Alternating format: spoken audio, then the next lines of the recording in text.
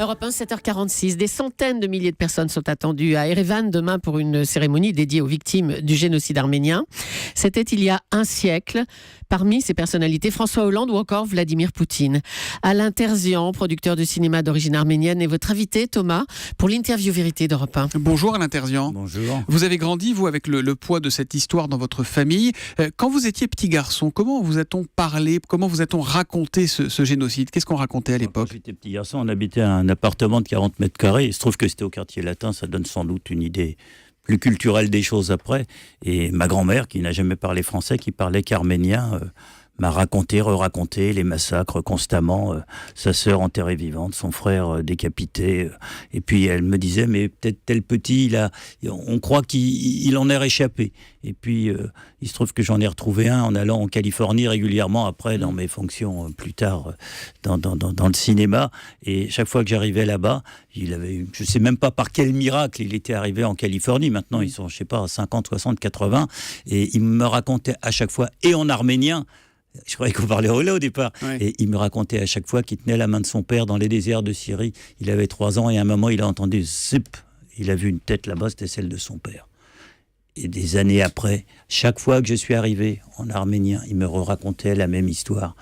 On vit et on porte ça toute sa vie. C'est pour ça aussi que la monstruosité du négationnisme est quelque chose d'inacceptable. Et moi, à la maison, c'était constamment... C'était tous les jours, votre grand-mère, c'était tous les jours qu'elle en parlait. C'était tous les jours, et à l'intérieur, on portait les valeurs de l'Arménie, du drame, du désastre du génocide, et puis à l'extérieur, il fallait être toujours exemplaire. Donc, Pourquoi c'était un sujet honteux ? Il ne fallait pas en parler dehors ? C'était une souffrance enfouie ? Enfoui, mais ça se disait entre Arméniens, mais l'obsession de l'intégration, du respect de la République, de la terre d'accueil. Ma mère, qui en arrivant ne parlait pas un mot de français, est devenue prof de français 20 ans après.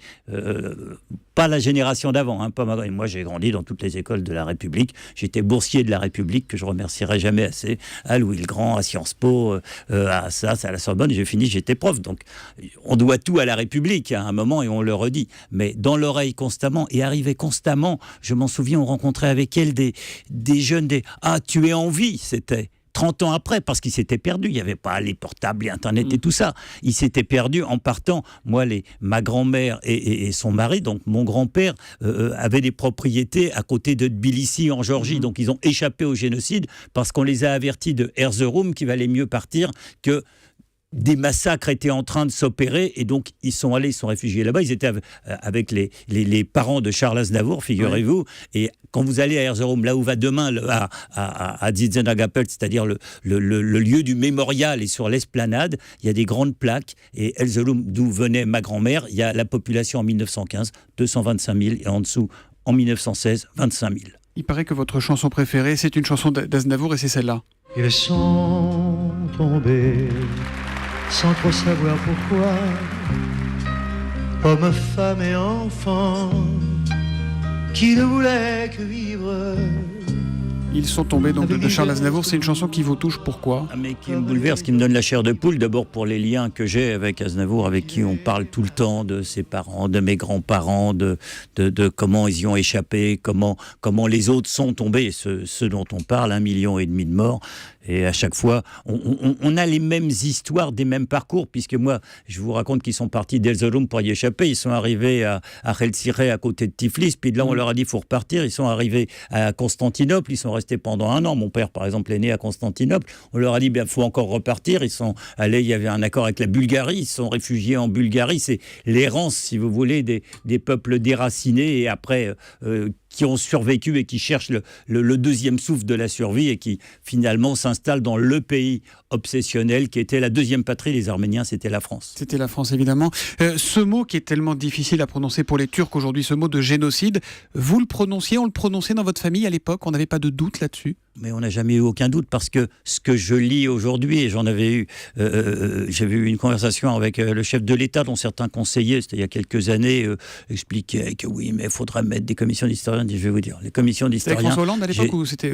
Non, c'était avec Nicolas Sarkozy, au premier voyage. François Hollande, il n'a jamais douté.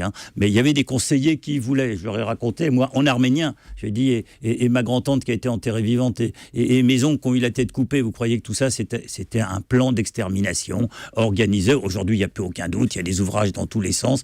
Il y a l'appel du pape a été magnifique, le Parlement européen jours, s'est il a prononcé le mot de génocide. Il a prononcé la présence demain de Vladimir Poutine, et bravo à François Hollande qui s'était engagé quand on y était en juillet dernier. Il a dit « je serai là pour le centenaire » et il a une entente profonde avec le président Sarkissian qui reconstruit le pays parce que c'est quand même un pays toujours cerné, hélas, par la frontière turque. Elle est fermée parce que les Turcs demandent qu'on oublie ces revendications du génocide et tout ça. Donc la frontière, elle est fermée, ce qui est pour un pays est quand même économiquement pour un petit pays. Et à côté, vous avez l'Azerbaïdjan dans la même politique qui est en guerre. Et tous les jours, vous avez des nouvelles dans les journaux arméniens de gamins qui sont morts sur le front. Il y a un front. Et le partenaire et appui, c'est la Russie, et Dieu merci. Le président turc, Erdogan, a présenté ses condoléances il y a un an. Il y a des gestes quand même. Lundi, le Premier ministre turc, par communiqué, a dit que la Turquie partageait les souffrances des enfants et des petits-enfants des Arméniens. Petits-enfants, j'en fais, voilà, je suis cette génération-là, moi. Donc vos souffrances. Est-ce que, en vous mettant à la place des Turcs, vous arrivez à les comprendre un tout petit peu ou vraiment pas ? Non, c'est absolument incompréhensible parce que la Turquie, c'est un grand... les Turcs, c'est un grand peuple, c'est une grande histoire. Et ce qui s'est passé il y a 100 ans n'est pas imputable au peuple d'aujourd'hui, en aucun cas. Il y a beaucoup d'Arméniens en Turquie. Il y en avait plusieurs centaines de milliers à l'époque.